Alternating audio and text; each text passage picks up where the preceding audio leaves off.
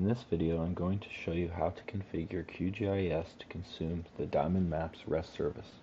If you're not already familiar with QGIS, it is a free GIS application you can install on your computer.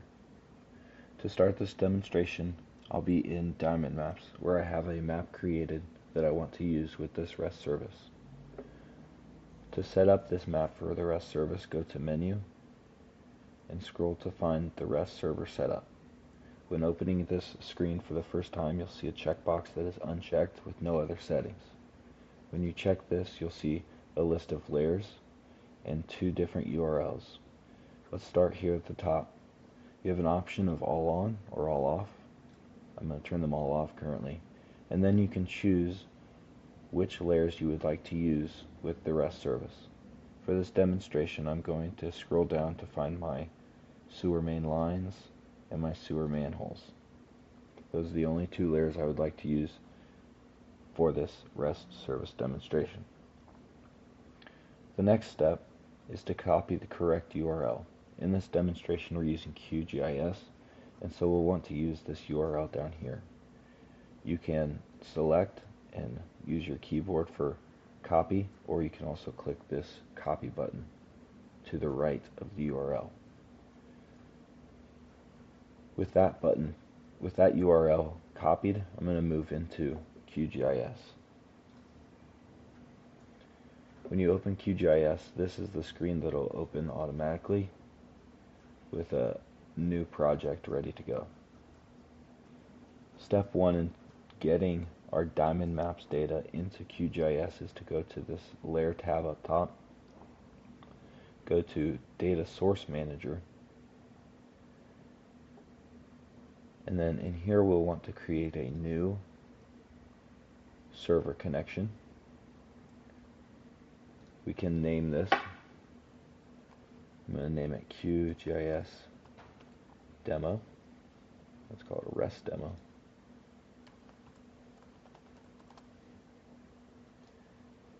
And then you're going to want to paste this full URL into this URL slot. However, in QGIS, we need to enter this token that we see at the end of the URL in a separate setting.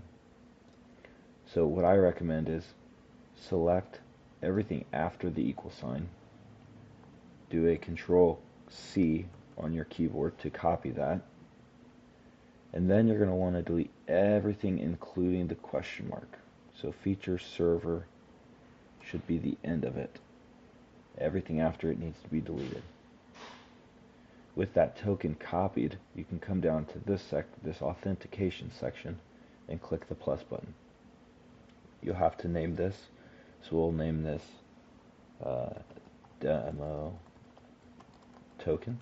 You can name it whatever you would like. Then use this drop down to select ESRI token. And then in this token section that says required is where you're going to paste the token we copied from the URL. You can do that with Control-V. You should also be able to right click and click paste as well. With that token there, we want to click save, and then it'll take us back to this server connection setup screen. We have a name, we have our URL with everything after feature server deleted, and we've put in our token down here with the correct one selected. You'll notice that I have multiple. You may only have one, but you'll want to make sure you have the correct token selected. Once you've done that, you can click OK. It'll take us back to this server screen. Again, there's a drop down. The one that you just created should automatically populate here, but if you have multiple, you'll want to make sure you have the correct one selected. This QGIS REST demo is what I'm using now. Next, you'll want to click Connect, and it should connect to that map. This process may take a couple minutes, but once it loads, you'll see all of the layers that you turned on in Diamond Maps. So even though I have multiple layers in that map, the only ones I selected for REST were the sewer main and the sewer manholes. To actually add this to the map, you want to click on the layer you want to add and click the Add button down here. you'll notice that that populated over here in the background.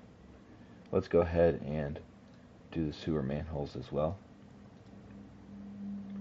If you want to do if you have multiple layers and you don't want to click each one individually, you can click and hold and you should be able to select multiple layers and then add them.